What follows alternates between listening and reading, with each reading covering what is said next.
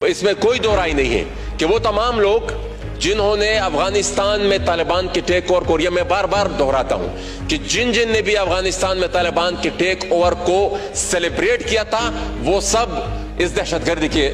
میں ذمہ وار ہے، وہ سب اس میں شامل ہے۔ اور یہ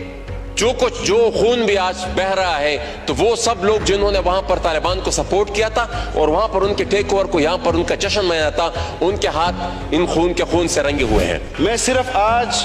کی بات پر جو یہاں پر پارلیمنٹیرین نے آپ کے سامنے رکھی اور انہوں نے بنا سوچے بنا سمجھے ایک ایسا جملہ کسا جس پر میں شدید احتجاج کرتا ہوں جناب اسپیکر، لیکن مجہول ایک بات کی گئی اور یہ بات کی گئی کہ افغانستان میں امارت اسلامی کا پرچم لہرانے کے بعد اور اشرف غنی جو امریکہ کا پٹھو حکمران تھا اس کے جانے پر جو یہاں افسوس کا اظہار کیا گیا اور امارت اسلامی کے حوالے سے کہا گیا کہ ان کے آ جانے کے بعد پاکستان میں جو کچھ ہو رہا ہے اس میں اس پر جشن منانے والوں پر بھی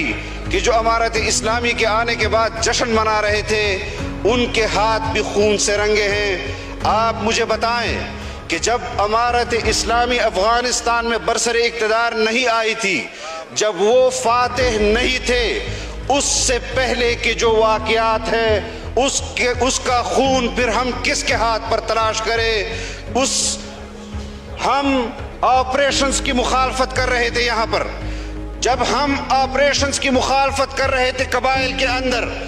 تو یہ وہی لوگ جو آج کسی اور کے ہاتھ پر مسلمانوں کا خون تلاش کر رہے ہیں یہی اچھل کر کہہ رہے تھے کہ پاکستان میں فوج آپریشن قبائل میں کیوں نہیں کر رہی؟ اس لیے کہ جمعیت علماء اسلام اس کی مخالفت کر رہی ہے یا اس لیے کہ جماعت اسلامی اس کی مخالفت کر رہی ہے؟ ایک طرف تو آپ فوج کے آپریشنز کو دعوت دے رہے تھے اور آپ ان کو